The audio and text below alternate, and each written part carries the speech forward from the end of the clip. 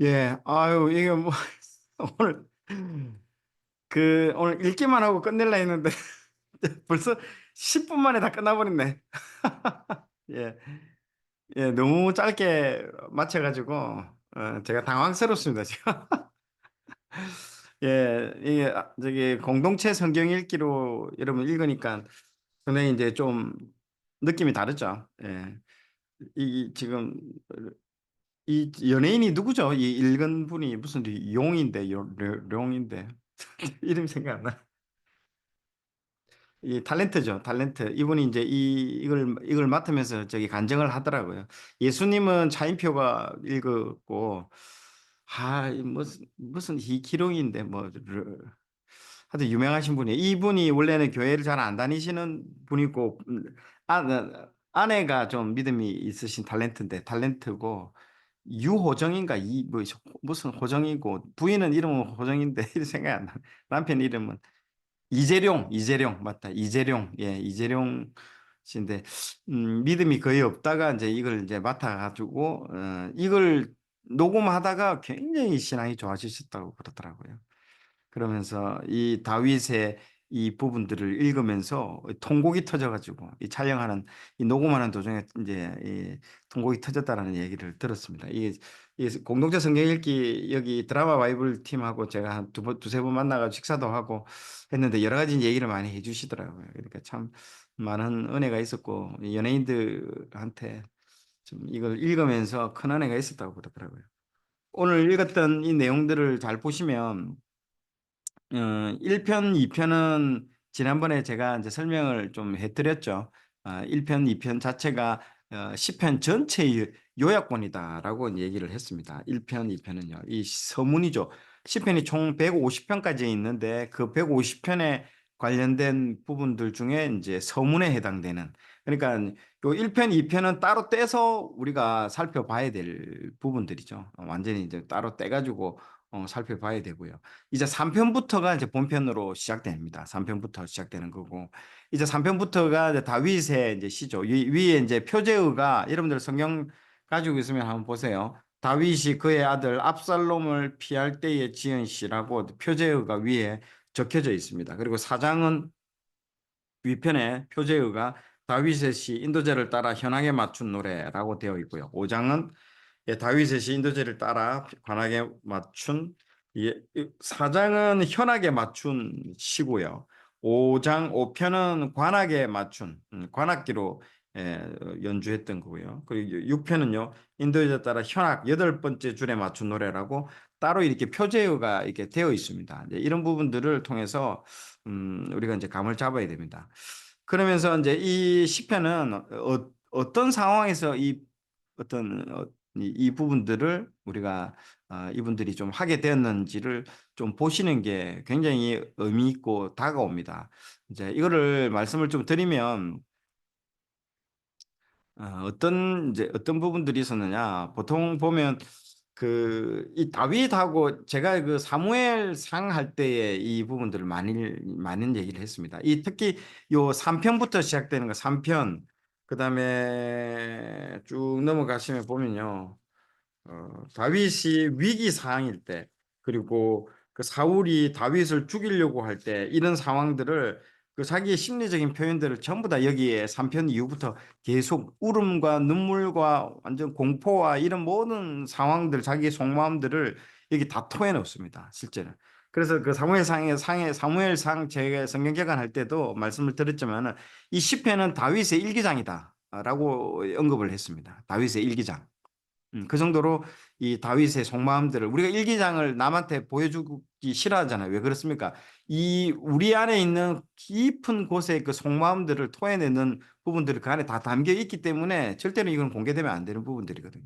그런 것처럼 다윗의 모든 것들이 나옵니다. 그래서 제가 누구랑 비교를 했냐면 미갈하고 비교를 하죠. 미갈. 미갈이 누굽니까? 이 사울의 딸이잖아요. 사울의 딸인데 다윗을 사모해서 결국에는 다윗이 이제 그 골리앗을 이제 죽이기 전에 사울이 그러잖아요. 내 딸을 주겠다라고.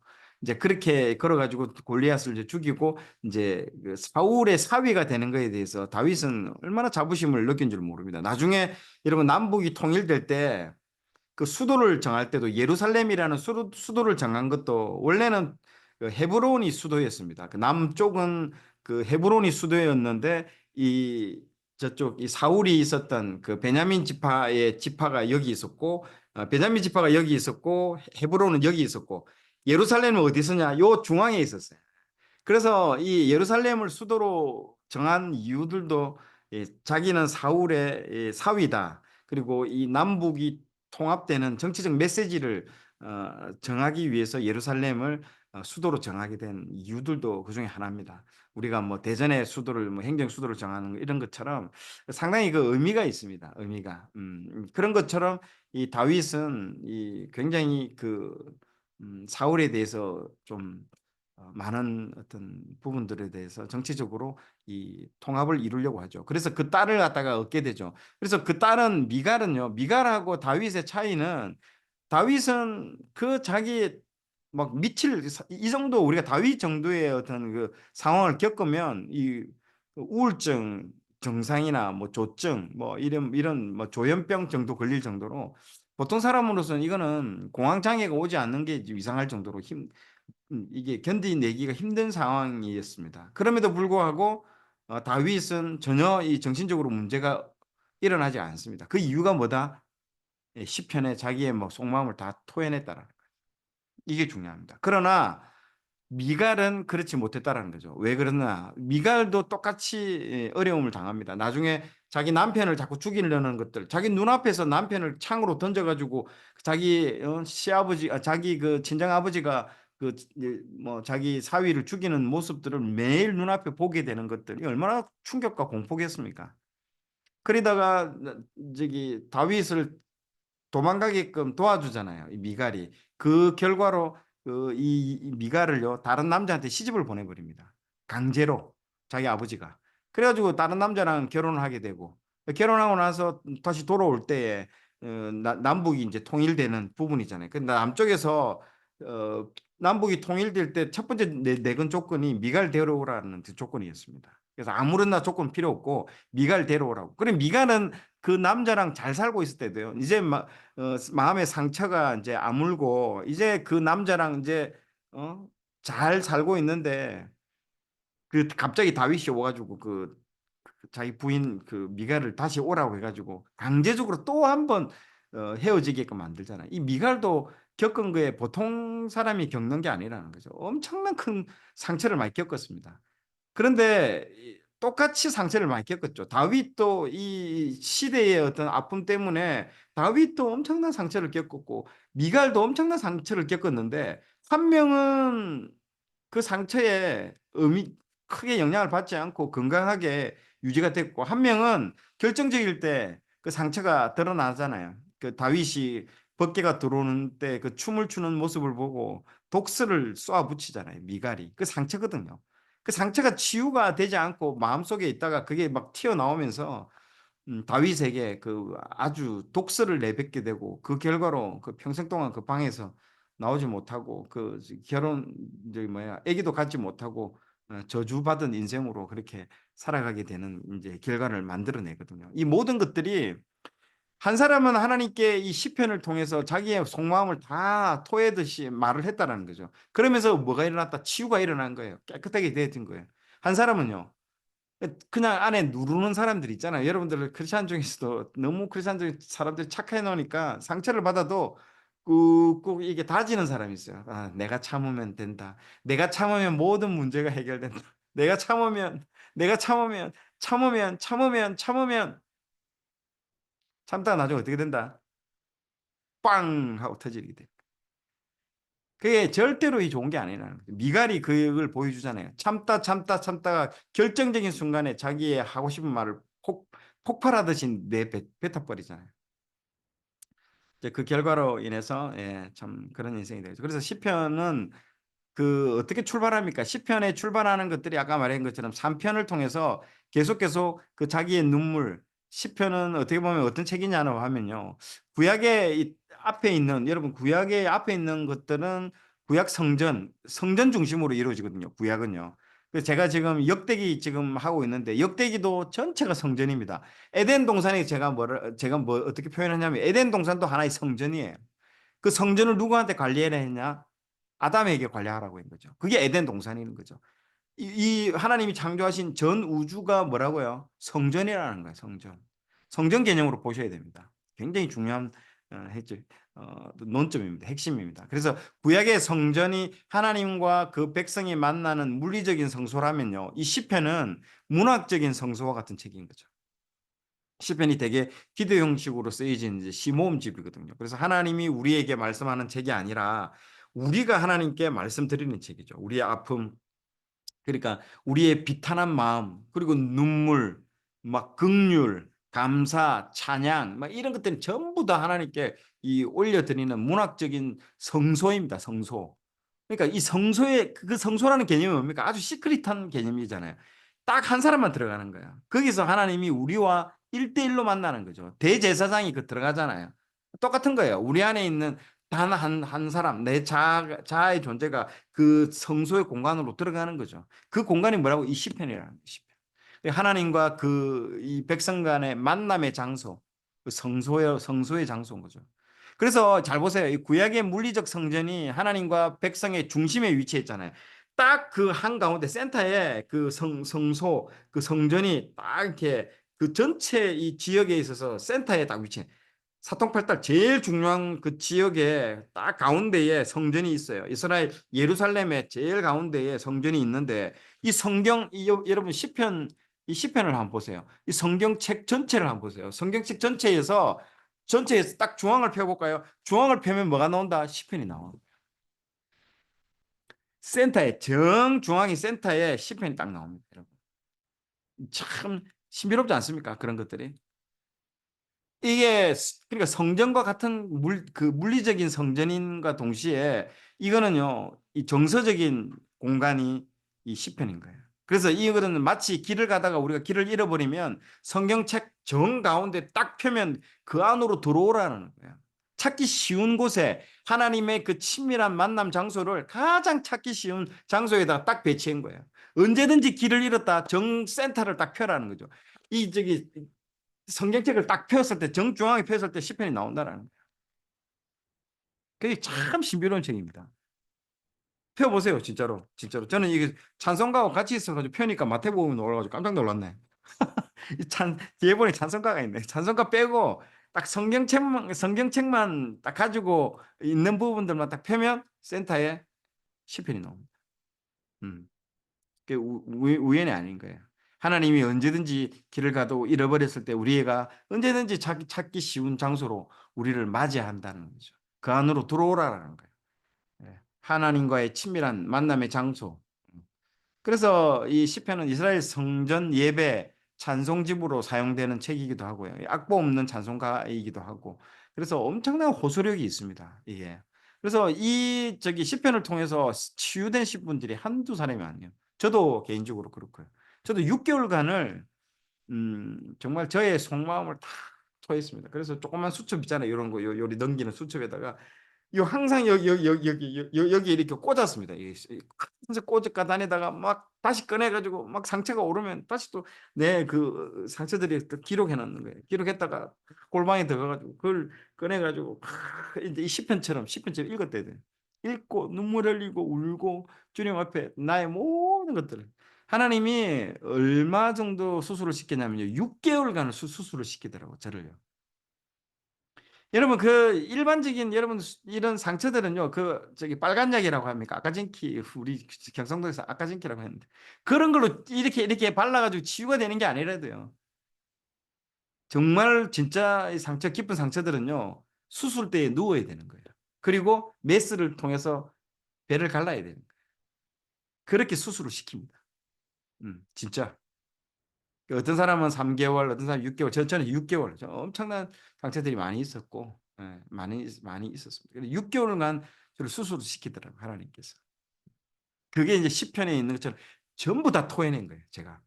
매일매일 골방에서 울부짖어.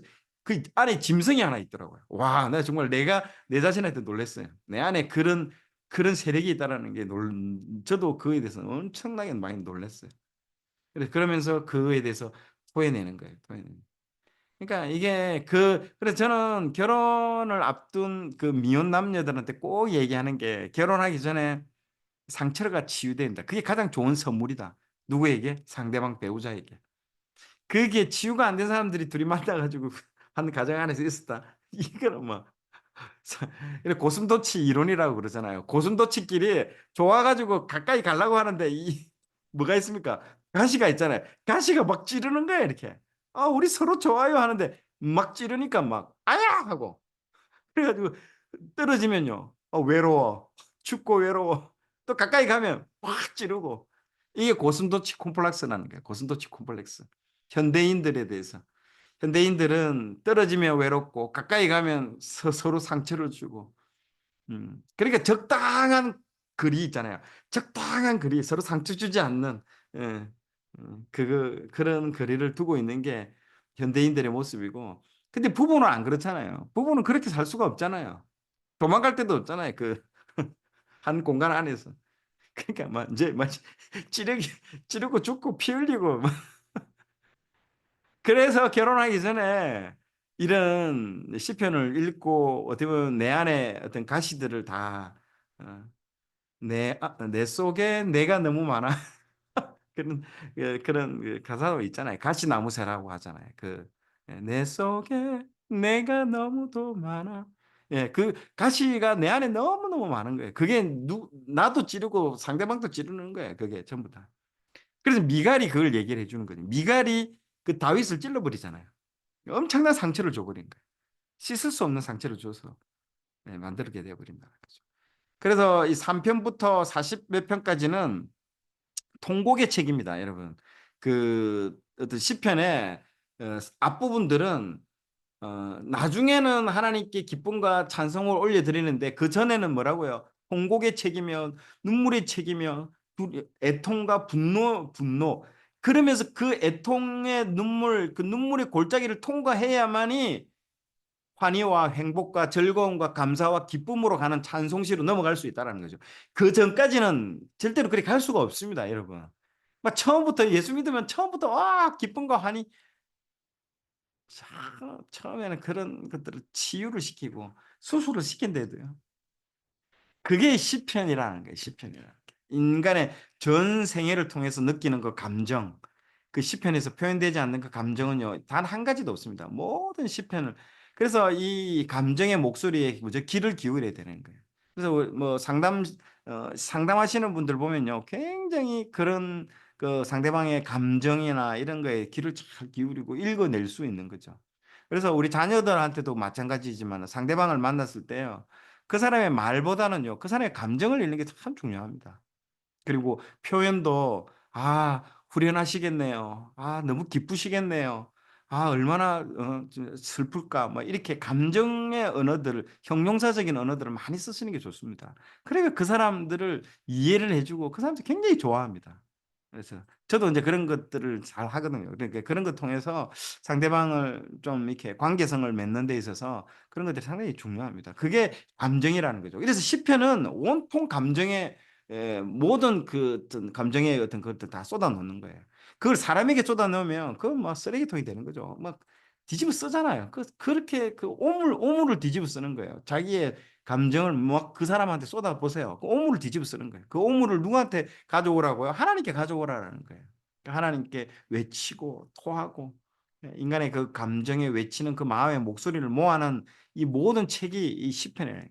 이 신학적 놀랍습니다. 이 마틴 루트도 시편을 작은 성경, 구약의 개요라고 부를 정도로 얘기를 했습니다. 소우주며 성경 전체의 축도라고 그렇게 말할 정도로 되어 있습니다. 종합적으로 우리 평생 우리 하나님 앞에서 쏟아내 우리 마음의 언어들을 다 기록한 책이 이 시편이라고 우리가 할 수 있습니다. 그래서 여러분 시편은 그래서 이걸 통해서 이게 하나의 예배입니다. 예배. 그래서 이 예배의 책이거든요. 하나님께 우리가 나아가는 그 과정들을 보여주는 부분들입니다. 그래서 단식하고 울부짖고 기도하고 찬양하면서 써내려간 이 삶의 신학이고 삶의 성경입니다. 그런 점에서 정말 힘찹니다. 그래서 이걸 다 치유받고 수술하고 난 사람들은 굉장히 이게 상쾌해집니다. 영혼의 샤워라고 하죠. 샤워. 샤워를 우리가 이렇게 뭐 이렇게 매일매일 우리가 씻으면서 우리의 삶이 우리의 영혼이 정화되듯이 정화를 시키는 것처럼 그렇게 하는 거예요. 그래서 요즘은 뭐 일기를 쓰시는 분들도 있잖아요. 감사 일기를 쓴다. 그런 사람들 중에서도 거기에다가도 마찬가지지만 내 감정의 어떤 그런 것들을 솔직하게 표현하는 게 좋습니다. 그래서 감정을 솔직하게 표현하시는 분들일수록 건강합니다. 정신적으로 굉장히 건강해요. 그러지 않고 꾹 누르는 분들처럼 한 번씩 분노가 폭발하기 때문에 굉장히 관계가 다 깨지는 경우도 많이 발생합니다. 그런데 아주 드라이하게 내 감정을 솔직하게 제가 참 선생님 말씀을 들을 때 제가 참 불편합니다. 제가 선생님 방금 하신 말씀을 들었는데 왠지 모르게 제가 제가 너무너무 예 슬프고 좀 불편합니다라고 얘기를 하면요. 그 자체는요 문제가 안 됩니다. 그 내 감정을 솔직하게 얘기하는 건 문제가 안 돼요. 근데 그렇지 않고 막 "네가 어떻게 그런 말을 할 수 있냐." 이제 그렇게 나오면 이제 이 관계가 다 깨져 버리거든요. 근데 제일 중요한 거는요. 감정을 솔직하게 여러분 내놓는 게 좋습니다. 저도 회사에서 인제 인사팀장 많은 상담을 해 보면 가장 성숙된 사람들일수록 자기 감정을 드라이하게 딱 표현해 내는 거 솔직하게 음 얘기할 때 '아 어른스럽다.'라는 생각이 들어요. '아 성숙하다.' 그러면서 그 감정에 대해서는 누구도 평가할 수 있는 게 아니에요. 이런 진짜 그렇습니다. 그래서 특히 이런 거 나쁩니다. 예를 들어서 뭐 오늘도 방금 제가 장례식장 갔다 왔는데 뭐 아빠가 일찍 돌아가셨잖아요. 일찍 돌아갔는데 그 애가 아버지가 무슨 사고로 돌아가셨는데 애가 이 8 살이야. 8 살이야 9 살인데 그 애들 마음이 얼마나 슬픕니까? 그 아빠가 돌아가셨는데. 근데 와 가지고 애한테 애가 정신이 없어 지금 울지도 못하고 지금 경황이 없는 상황이잖아요. 근데 애한테 와 가지고 "그래 네가 그래 안 네가 울지 말아야 되지. 그래 이제 네가 이 집안을 이 집안에 엄마 네가 울면 엄마도 힘들어져." 하면서 막 그걸 누르게 하는 사람도 있거든요. 그 감정을요. 엄청나게 그거는 폭력입니다. 폭력이요. 예. 그게 어른이 그러면 그 애는요. 내가 울면 엄마가 슬퍼하기도 누르고 또 누르고 또 주변의 모든 걸 통해서 자꾸 그래 하면서 누르면요. 어떻게 되는 줄 압니까? 다른 사람의 감정을 읽을 수가 없는 거예요. 여러분들 팀장들 중에 약간 소시오패스들 있죠. 약간 이상한 성격 가진 사람들. 그런 사람들이 그런 사람들. 남의 감정을 읽을 줄 모르는 거예요. 그러니까 팀을 이끌어 나갈 때도 막 질질질질 끌고 가잖아요. 모든 사람들 끌고 가는 거예요. 자기의 목표를 달성하기 위해서. 소시오패스들 그런 사람들 대부분. 어릴 때부터 그 감정을 눌렀던 사람들이 많아요. 책임감이 강하죠. 그런 사람들일수록 책임감이 굉장히 강합니다. 그래서 다른 사람들을 힘들게 하는 거예요, 주변을. 감정을 읽지 못해서 그래요. 감정을 모르는 거예요. 그런 때는 울어야 되는 거예요. 당연히 울어야 되는 거예요, 슬픈데 못 울게 하잖아요. 못 울게 "아이고 네가 안 우니까 정말 철들었다."고 "네가 정말 대단한 게 아니고 울으라고. 지금 네가 지금 힘들지? 지금 내 앞에서 울어. 울어도 괜찮아."라고 얘기를 해 줘야 되는 거예요. 하나님이 우리 시편을 통해서 우리에게 그 얘기를 하는 거예요. 우리 현대인들이 너무 울지를 않는 거예요. 꾹 누르고 있는 거예요. 모든 감정들을요. 너무너무 슬픈데 얼마나 힘든 부분이 많은데 이 시대를 살아가는 게. 그런데 울부짖을 공간도 없고 울면 뭐 울어도 누가 뭐 알아주는 사람들도 없고 뭐 울면 또 이거 뭐 또 그렇고. 예. 그래서 남자들이 그런 부분들이 많습니다. 예. 남자들은 어릴 때부터 유교적인 우리나라의 사회가 있기 때문에 울면 안 된다라는 그런 것들이 많기 때문에 굉장히 정서적으로 드라이하고 메마르고 그렇습니다. 예 이런 것들이 참 우리에게 있어서 어떻게 보면 참 안타까운 부분들입니다. 그래서 이 시편을 여러분들 그런 관점으로 읽으십시오. 감정, 우리의 감정. 그래서 다윗이 그걸 샘플로 우리에게 보여주는 거예요. 다윗이 방금 아까 읽었던 사편 그 삼편인가 사편인가 보세요. 욕을 그런 식으로 상대방에 대해서 막 나중에 시편 뒤편 넘어가면요. 그보다 더한 욕도 많이 나옵니다. 대적자들에 대해서 막 그 진짜 악담을 이렇게 하는 경우가 많거든요. 근데 하나님 너무너무 좋아하십니다. 내한테 해 줬다고. 하나님한테 해야 된다. 그 상대방에게 하는 게 아니고 어 하나님께 그 대적자에 대한 내 감정을요 솔직하게 얘기하는 거예요. 저 대적자의 자녀들이 그냥 빌어먹었으면 좋겠습니다. 진짜 그런 표현도 되게 뒤에 나옵니다. 근데 그걸 그걸 성경에 써져 있다는 게 나는 처음에는 이해가 안 됐어요. 정말로. 정말로 어떻게 시편에 그런 것들을 큐티할 때 되면 제가 너무너무 힘들었습니다. 주님 이걸 올 무슨 주님 이 말씀이 무슨 말씀입니까? 오늘 내한테 왜 이런 말씀을 주셔 가지고 저를 힘들게 합니까? 주님 왜 이러십니까? 오늘 다른 말씀을 주십시오. 주여. 근데 조금 성숙해지고 보니까요. 아, 왜 이런 것들을 성경에 실었는지를 알겠더라고요. 해라는 거예요. 그렇게 해라는 거예요. 우리가 안 하니까. 예. 너무 젠틀한 기도만 하니까. 그래 하지 말라. 너의 지금의 속마음을 나에게 말해라. 예. 그래서 오늘 1편, 2편, 3편, 4편, 5편, 6편까지 쭉 읽었는데요. 쓰면서 이제 필사도 하시잖아요. 예, 필사하시면서 여러분들이 더 와닿을 겁니다. 특히 이제 저도 필사를 성경 전체를 한 권 다 쓰지는 못했는데 한 3분의 2 정도는 다 이제 필리핀 옛날에 한 30년 전에 이제 연수할 때 한번 쭉 필사를 다 한 적이 있는데 놀라운 일이 일어나더라고요. 정말 이 필사도 굉장히 놀라운 어떤 일들이 많이 나옵니다. 진짜로 그래요. 여러분들 꼭 그 감정의 어떤 그런 부분들을 꼭꼭꼭꼭 눌러가지고 한번 써보세요. 예전에 우리가 펜팔이나 연애 편지 쓸 때도 그러잖아요. 그 연애의 그 사랑의 감정들이 그 글로 쓸 때 더 이게 풍성해지거든요. 예, 정말 그렇습니다. 예, 모든 것들이 풍성해지고 예, 우리의 그 다윗이 우리를 대신해서 어떻게 보면 이렇게 우리의 감정들을 우리가 몰랐던 우리의 감정들도 튀어나옵니다. 실제로 그래요. 예, 그래서 그런 감정들이 나올 때 받아들이시는 게 좋습니다. 그리고 이게 그걸 통해서 내가 몰랐던 그런 단어들, 형용사들 이런 것들이 많아지면 많아질수록 그리고 형용사들을 여러분 많이 아시는 게 좋습니다. 아, 후련하네, 상쾌하네, 뭐 이런 것들이 상대방의 감정을 읽어줄 수 있는 형용사들을 이 시편을 통해서 이런 많이 많이 좀 익혀 나오십시오. 그러면 다른 사람을 중보할 때, 다른 사람을 도울 때, 또 영혼을 전도할 때 너무너무 훌륭합니다. 이 교재가 그렇습니다. 이 시편이라는 교재 자체가요. 그래서 첫 번째는 나를 알아야 되고요. 내 안의 감정을 알고 또 감정을 토하고 그리고 내 감정을 치유되고 상한 심령들이 다 깨끗하게 이게 치유되어서 아까 고슴도치처럼 이런 것들이 없대. 사람들한테는 내 안에도 나도 내 스스로를 힘들게 하지 않습니다. 내가 내 스스로에게 받아들이는 거예요. 받아들이고 남도 그렇게 푸시를 하지 않는다는 거예요. 그게 성숙된 이제 사람으로 가는 거죠. 그래야 다른 사람을 이제 살릴 수가 있습니다. 내가 아직 살지 않았는데 어떻게 나를 다른 사람을 살릴 수 있겠습니까? 그래서 먼저 내가 시편을 통해서 내가 살고 내가 치유되어지고 그러면 치유받은 경험이 있는 사람이 남을 이제 치유를 할 수가 있습니다. 음. 그래서 꼭 그 사람을 만나게 합니다. 내가 어떤 자녀 문제로 우리 자녀가 너무너무 힘들게 하면 꼭 이 자녀 문제를 하나님께서 해결하게 해 주시고 말씀 안에서 해결하게 해 주시고 그 자녀 문제로 고통받는 사람을 만나게 해 주십니다. 그리고 그 사람을 다시 전도하고 그 사람을 또 주님께로 인도하는 그 도구로 우리를 사용하게 해 주신다는 거죠.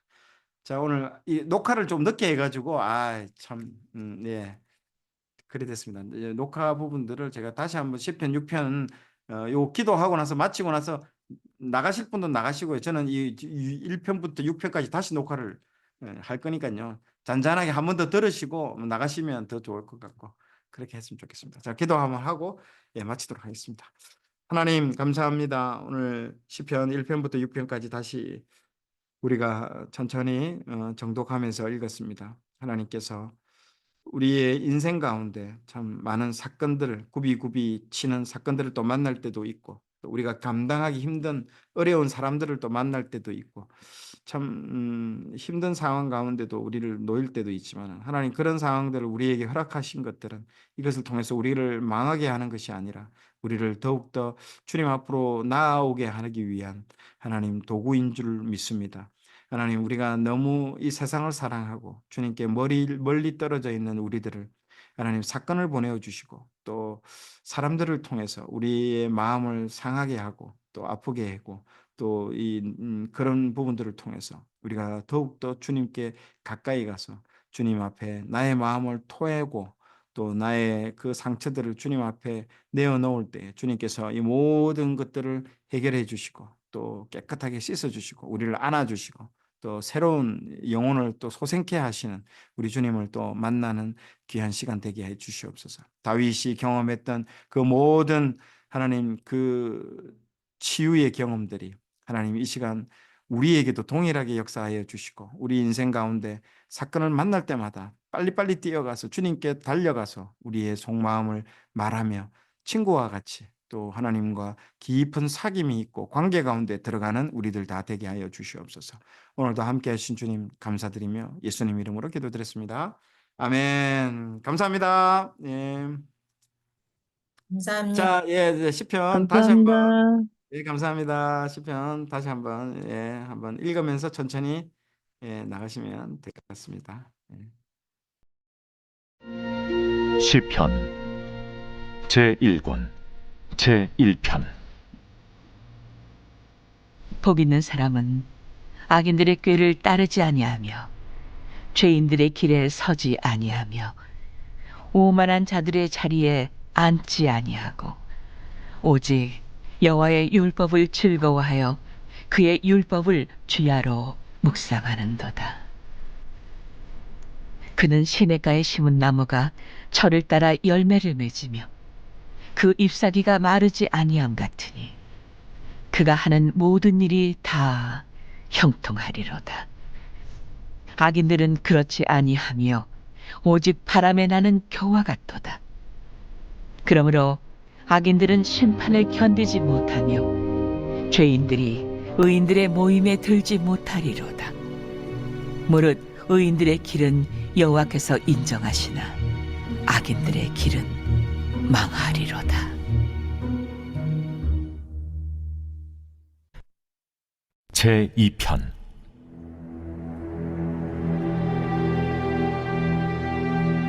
어찌하여 이방 나라들이 분노하며 민족들이 헛된 일을 꾸미는가? 세상의 군왕들이 나서며 관원들이 서로 꾀하여 여호와와 그의 기름 부음 받은 자를 대적하며 우리가 그들의 맨 것을 끊고 그의 결박을 벗어버리자 하는도다. 하늘에 계신 이가 웃으시며 주께서 그들을 비웃으시리로다. 그때 분을 바라며 진노하사 그들을 놀라게 하여 이르시기를 내가 나의 왕을 내 거룩한 산 시온에 세웠다 하시리로다. 내가 여호와의 명령을 전하노라. 여호와께서 내게 이르시되 너는 내 아들이라. 오늘 내가 너를 낳았도다. 내게 구하라. 내가 이방 나라를 내 유업으로 주리니 내 소유가 땅끝까지 이르리로다. 내가 철장으로 그들을 깨뜨리며 질그릇같이 부수리라 하시도다. 그런즉 군왕들아, 너희는 지혜를 얻으며 세상의 재판관들아, 너희는 교훈을 받을지어다. 여호와를 경외함으로 섬기고 떨며 즐거워할지어다. 그의 아들에게 입맞추라. 그렇지 아니하면 진노하심으로 너희가 길에서 망하리니 그의 진노가 급하심이라. 여호와께 피하는 모든 사람은 다 복이 있도다.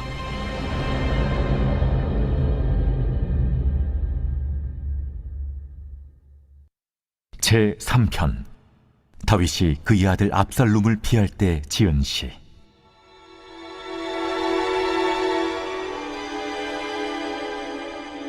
여호와여, 나의 대적이 어찌 그리 많은지요. 일어나 나를 치는 자가 많으니이다. 많은 사람이 나를 대적하여 말하기를 그는 하나님께 구원을 받지 못한다 하나이다. 여호와여, 주는 나의 방패시오 나의 영광이시오 나의 머리를 드시는 자이시니이다. 내가 나의 목소리로 여호와께 부르짖으니 그의 성산에서 응답하시는도다. 내가 누워 자고 깨었으니 여호와께서 나를 붙드심이로다. 천만인이 나를 에워싸 진친다 하여도 나는 두려워하지 아니하리이다. 여호와여, 일어나소서. 나의 하나님이여, 나를 구원하소서. 주께서 나의 모든 원수의 뺨을 치시며 악인의 이를 꺾으셨나이다.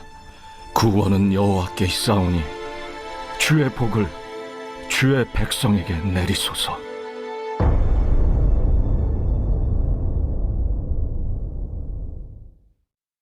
제4편 다윗의 시 인도자를 따라 현악에 맞춘 노래.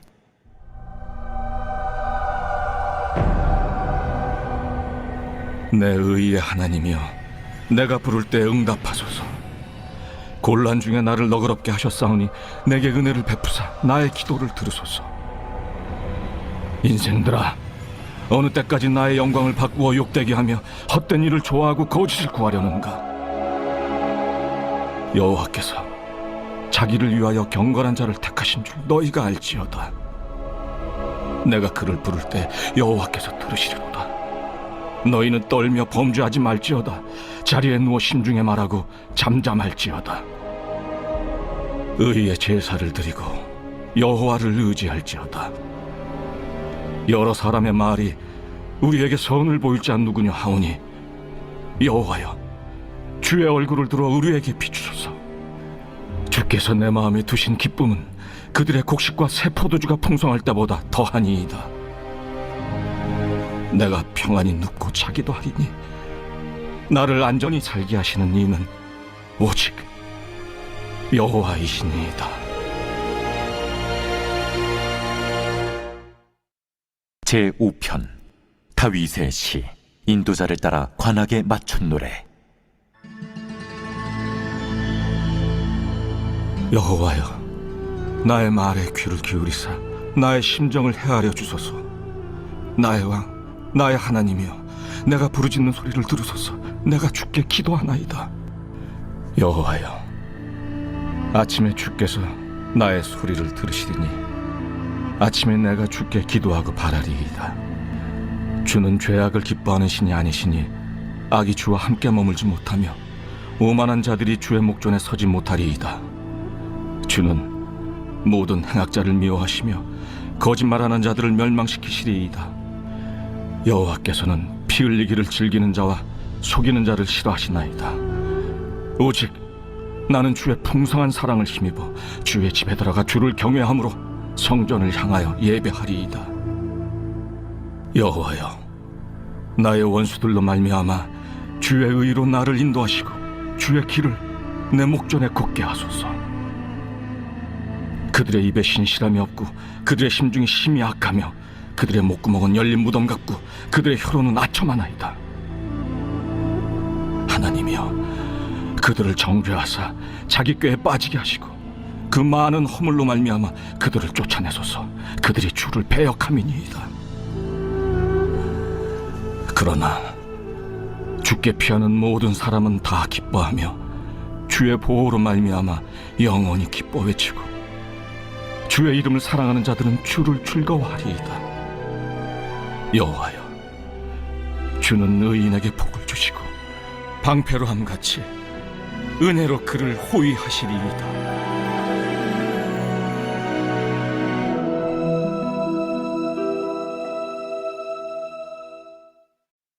제6편 다윗의 시 인도자를 따라 현악 8째 줄에 맞춘 노래.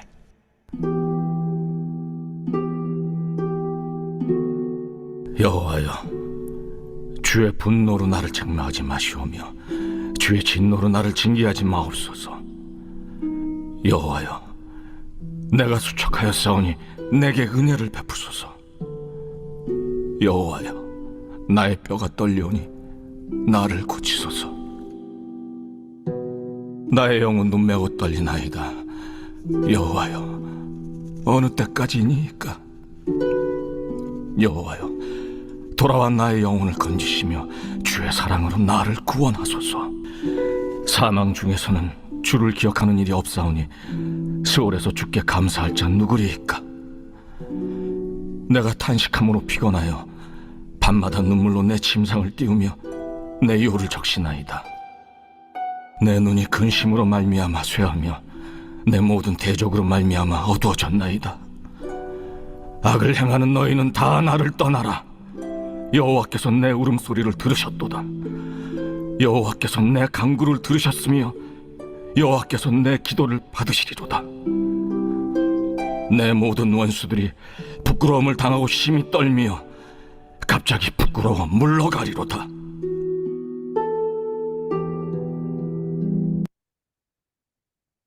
자, 예, 잘 들어가십시오.